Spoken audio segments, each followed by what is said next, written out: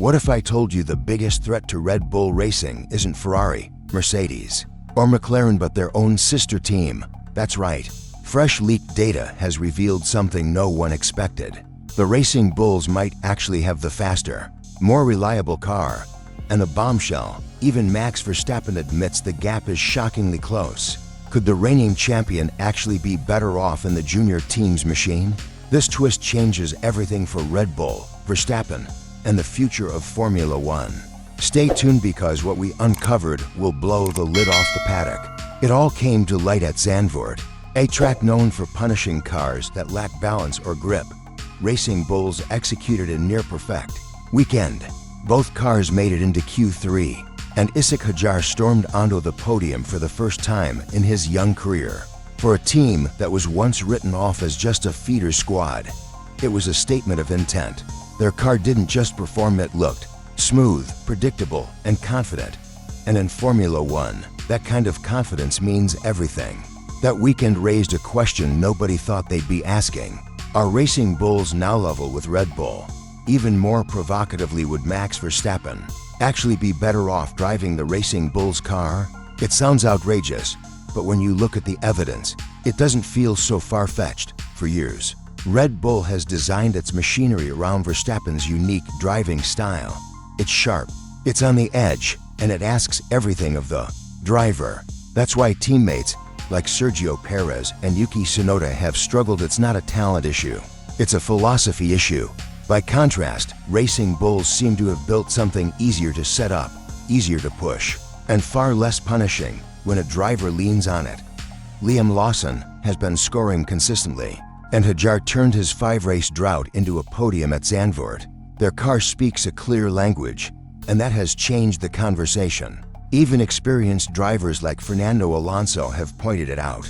Alonso bluntly said that if Verstappen had been driving the Racing Bulls car earlier in the season, he would be in the title fight right now. That's not a fan theory, that's coming from a two-time world champion who has lived through championships, wasted projects, and everything in between. And when a driver like Alonso speaks, the paddock listens. The numbers add fuel to the fire. Since the team reshuffle, Yuki Tsunoda has managed only 9 points in Red Bull colors. Meanwhile, Lawson sits at 20 and Hadjar at 37. That's not an attack on Tsunoda's ability, it's proof that the Racing Bulls car is simply more driver-friendly. But the real bombshell came from Verstappen himself. After Zandvoort, he admitted that on pure pace, the Red Bull and Racing Bulls look tied. Imagine that. A 3-time world champion confessing that his car feels more matched to the junior team than to Ferrari, Mercedes, or McLaren. He described saving too much through the fast corners, struggling with front load when he needed it, and lacking stability when leaning on the tires. For a driver who builds his craft on confidence and precision, that's devastating. So how did Red Bull get here? The answer lies in the upheaval behind the scenes. Adrian Newey, the genius who shaped so many championship-winning cars, is gone. Senior figures like Jonathan Wheatley and Paul Monahan followed. Even Christian Horner was sidelined, with helmet. Marco publicly framing it as a performance-related decision. These aren't minor changes, these are structural shocks. You don't replace that much experience overnight, and the cracks are beginning to show. While Red Bull wrestles with its identity, Racing Bulls are thriving. Their car doesn't demand perfection to unlock its potential. It allows drivers to push with freedom. And that's why people are whispering about a shocking possibility. What if Verstappen crossed the corridor and drove the Racing Bulls car? Even just for one weekend. On paper, it's complicated contracts, politics, public perception. But in practice, Max isn't fighting for the championship this year. He isn't protecting a massive points lead. For the first time in years, he has the freedom to try something radical. And if Lawson and Hadjar are doing this much already, imagine what Verstappen could do with his precision and consistency. But that brings us to a tough reality for Yuki Tsunoda. For years, Yuki has been the emotional core of the Racing Bulls project. His sharp feedback, his determination, and his relentless push for progress have all shaped the car's evolution. And he knows it. When Ishaq Hadjar claimed his first podium, Tsunoda was quick to remind the paddock that his fingerprints were all over the car's development. He wasn't exaggerating. His consistency in testing and racing laid much of the groundwork. Yet, here lies the cruel irony. The better Racing Bulls become, the more difficult it is for Tsunoda to secure his future at Red Bull Racing.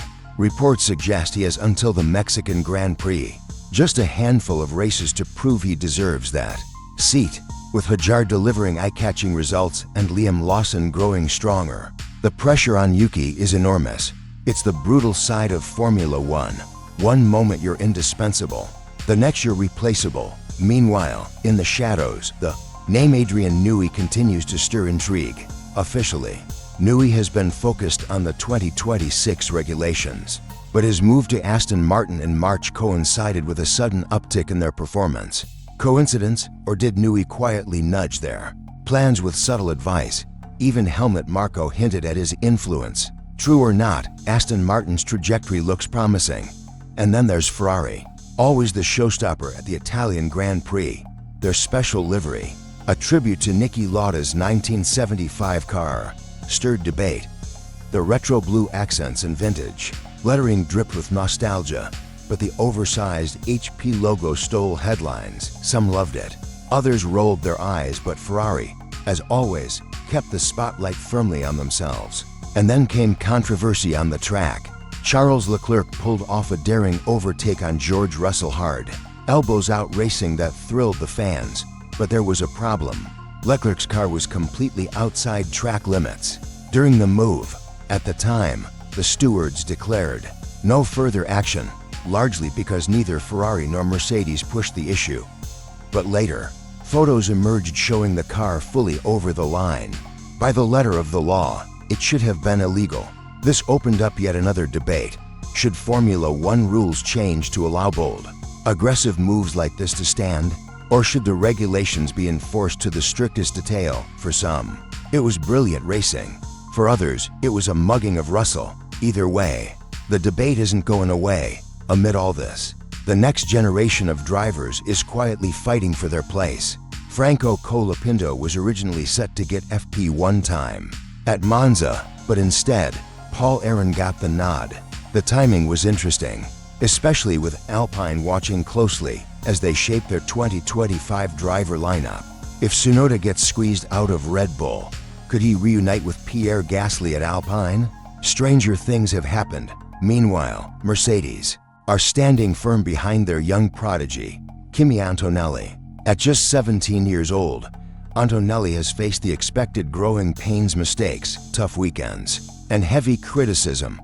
But Mercedes insists this is a learning year.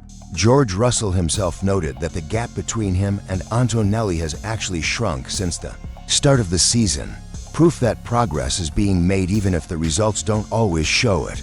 So where does all of this leave Formula One today? The sport is at a crossroads. Red Bull, once untouchable, is suddenly vulnerable. Racing Bulls are surging with confidence. Ferrari are trying to honor their past while shaping their future. Mercedes are nurturing a young talent who could define the next decade. And Aston Martin may be laying the groundwork for something huge, with Newey's influence in the background. And at the center of it all stands Max Verstappen. The man who built his legend on Red Bull's dominance now finds himself questioning the very machinery beneath him. The irony is almost cruel. Red Bull designed their empire around Verstappen's brilliance. But if the car can't deliver, all that brilliance risks going to waste. Formula One doesn't wait. While Red Bull reorganizes, the rest of the field keeps learning, innovating, and pushing forward. Racing Bulls have proven that confidence and drivability can be just as valuable as raw speed. Their car gives drivers the freedom to attack without fear of being punished for pushing too hard. That's priceless. And it's why their rise is more than just a summer storyline. It's a warning flare for Red Bull, and a sign that the balance of power is shifting. And there you have it, the twist no one saw coming. If Max Verstappen really did jump into a Racing Bulls tomorrow, it could flip Formula One on its head. But now I want to hear from you. Drop your thoughts in the comments. Should Max test the theory? Does Yuki Tsunoda deserve more time? And what did you think of Ferrari's tribute livery? If you enjoyed this breakdown, hit that like button, share this with your fellow F1 fans, And don't forget to subscribe, because the season's drama is only just getting started, and you won't want to miss it. Thanks for watching.